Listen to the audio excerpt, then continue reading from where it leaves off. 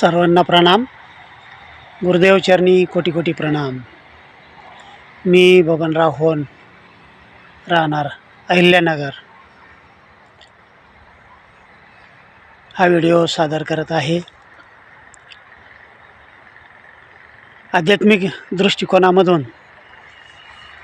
वाटचाल करायची असेल तर त्यासाठी गुरुची आवश्यकता असते. आणि म्हणून 2 दिवसापूर्वी आमचे गुरु परमहंस विनोदानंदजी महाराज यांचा आणि माझा संपर्क झाला. त्यांनी वेळ तारीख फिक्स करून दिली. त्यानुसार दिनांक 23 जानेवारी 2026 या दिवशी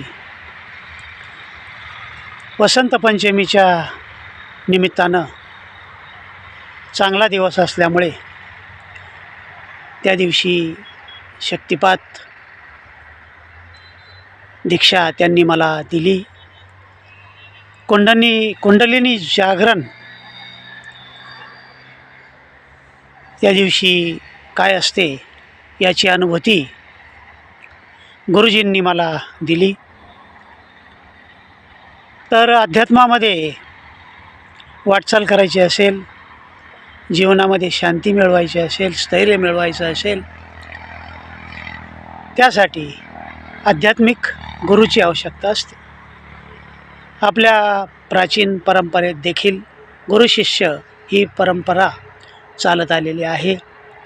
आणि म्हणून आध्यात्मिक मार्गामध्ये आपल्याला कोणीतरी मार्गदर्शन असावं आणि त्यामुळं आपलं जीवन सुखी, समृद्ध आणि उच्च होईल, अशा प्रकारचा प्रयत्न त्या ठिकाणी गुरूंच्या मार्फत केला जातो. त्यामुळे आत्मा आणि शारीरिक ऊर्जा जी आहे याचं संतुलन आणि ऊर्जा निर्मिती होऊन आपल्या जीवनामध्ये चैतन्य निर्माण होतं. आपल्या आत्मा परमकोटीला सामोरा जातो आणि त्याला चिरशांती, त्याला शांती मिळते, जीवनामध्ये शांती येते, स्थैर्य येते. अशा प्रकारच्या अनुभूती ह्या आध्यात्मिक मार्गामधून होत असतात. आणि म्हणून मला कुंडलिनी जागरणाचा अनुभव हा विनोदानंदजी गुरु जे आपले महाराष्ट्रामधील आहे, नागपूर येथील आहेत, त्यांनी शक्तिपात दीक्षा दिलेली आहे. आणि त्यामध्ये 30% साधारणपणे 3 चक्रांपर्यंत ऊर्जा जी आहे तिची जाणीव मला झाली.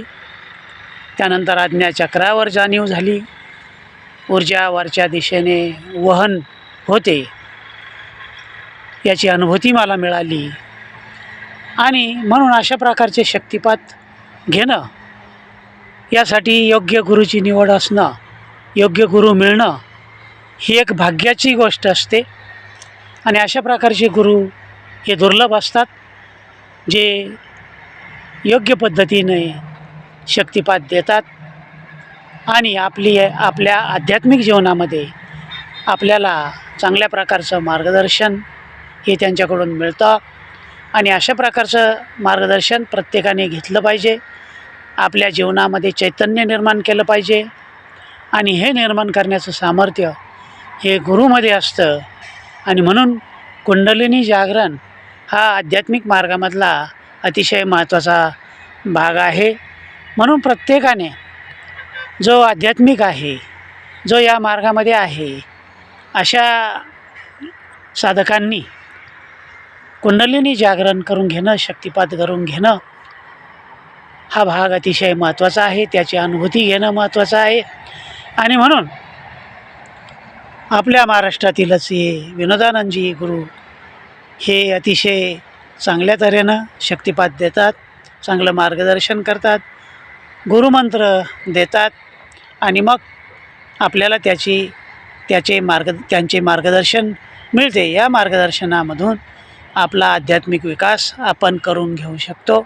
अशा पद्धतीनं मला हा कुंडलिनी जागरणाचा अनुभव त्यांनी दिलेला आहे. तो सक्सेसफुल झालेला आहे. आणि म्हणून मी त्यांना कोटी कोटी वंदन करतो, प्रणाम करतो आणि आपल्या सर्वांना देखील शुभेच्छा देतो की आपण देखील अशा पद्धतीनं संपर्क करून शक्तिपात दीक्षा घ्यावी, असं मी या निमित्ताने आपणाला सांगू इच्छितो आणि या ठिकाणी 2 शब्द पुरे करतो.